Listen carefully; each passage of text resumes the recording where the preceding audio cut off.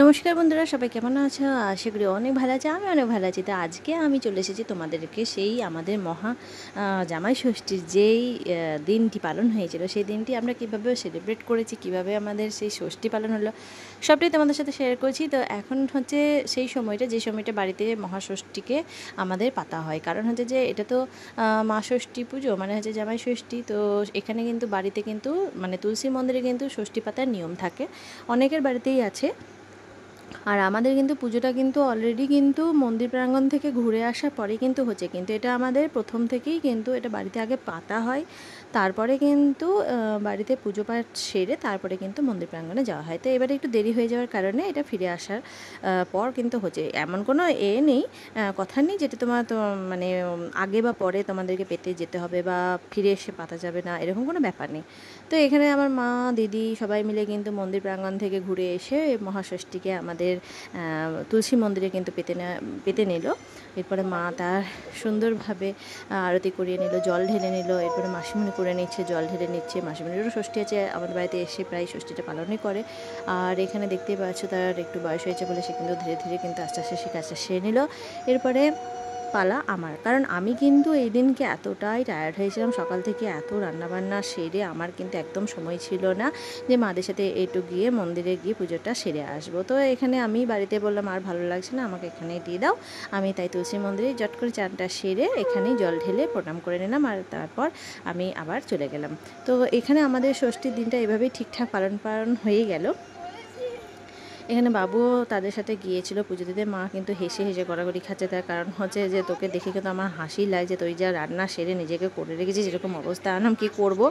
তাই চলো এবার বাড়িতে যার যার ষষ্ঠী তাকে তাকে দিয়ে দেওয়া হচ্ছে, যেহেতু হাতে সুতো বাঁধার তো নিয়ম থাকেই, তো মা ষষ্ঠীর এটাই তো সবথেকে বড় একটা নিয়ম। তো এখানে ষষ্ঠী মা তার ছেলেকে দিয়ে দিচ্ছে, দেখতে পাচ্ছ গলাতে ফোঁটা দিয়ে দিল, কপালে ফোঁটা দিয়ে দিল। এরপর যার যার ষষ্ঠী মানে যেটা কোলবাটুল বলে সেগুলোকে দিয়ে দেওয়া হচ্ছে। অনেক কথা, অনেক ব্যাপার থাকে, সেগুলো আমরা অত জানি না, এগুলো মা মাসিদেরই বেশি জানার থাকে। তো এখানে পুজো সেরে আসার পর কিন্তু মা দিয়ে দিচ্ছে, দেখো। এরপর আমার মাও সে তো হাতে সুতো বেঁধে দিল।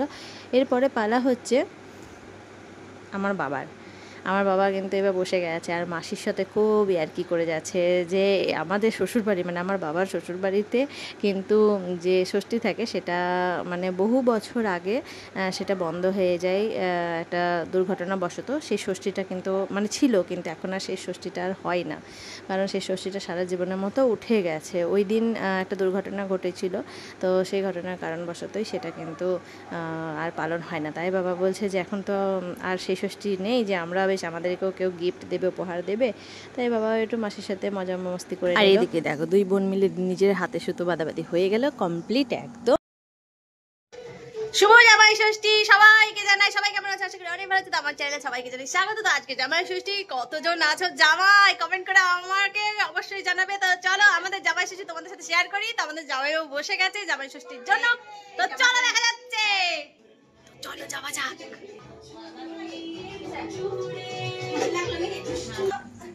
তো বন্ধুরা এই দেখো, এটা হচ্ছে আমার জামাইবাবু, আর জামাইবাবুকে এই পাঞ্জাবিটা খুব সুন্দর পরে ভালো লাগছিল, দেখতে পাচ্ছ কালারটাও খুব সুন্দর। জামাইবাবু এই ধরনের পাঞ্জাবিগুলো পরে খুব কমফর্ট ফিল করে, আর সবথেকে বড় কথা এই ধরনের জামাইবাবু কালারটাও খুব পছন্দ করে। তো এখানে মানে বুঝতে পারছো মহাষষ্ঠীর দিনটিতে কী রকম মানে কতটা পরিমাণে গরম পড়েছিল। তো সেখানে মানে প্ল্যানিং ছিল একরকম, পোশাক আশাক পরবে একরকম, সুন্দরভাবে ব্যাকগ্রাউন্ডটা সাজানো হবে, কিন্তু গরমের জন্য এতটাই গরম আর সত্যি করে আর পারলাম না।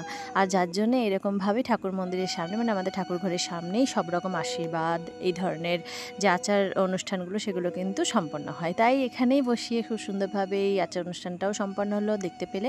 তো জামাইবাবু খুব সুন্দর খুশি, আর এদিকে বুঝতে পারছো একটা আনন্দের দিন। তো এখানে পরপর সব নিয়মগুলো সেরে নেওয়া হচ্ছে একের পর এক। এদিকে সুতো বাঁধা হয়ে গেল, টিকা লাগানো হয়ে গেল, আর এরপর চলে আসছে আমাদের মা ষষ্ঠীর হাওয়া।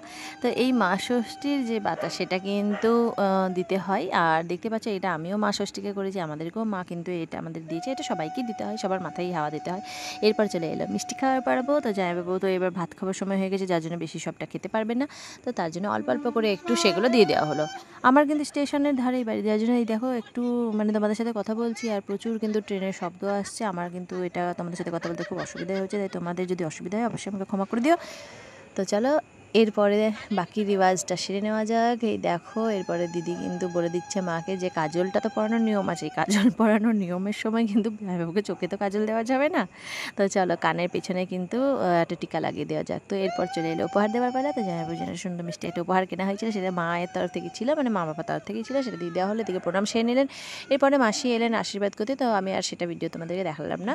তো এরপরে খাওয়ার পাবাটা চলে এলেন। তো খাওয়ার মেনুতে কী কী ছিল? মেনুতে ছিল গরম গরম পুরি, তারপর ছিল দই সর্ষে দিয়ে পটল ভাপা, তারপর ছিল পই কুমড়ো তরকারি, মাটন কষা ছিল, পনির দিয়ে আলু দিয়ে একটা সুন্দর তরকারি, পান্তুয়া, দই, আম, এদিকে ছিল ভাত, মাছ ভাজা, আচার, তারপর ছিল স্যালাড আর লেবু, আর তারপর ছিল সুন্দর দেখে একটা পানীয়। তো সেটা আর পানীয়টা এখানে আমরা দেখাইনি, কারণ হচ্ছে এটা তো পরে খাবে, তার জন্য সাজালাম না।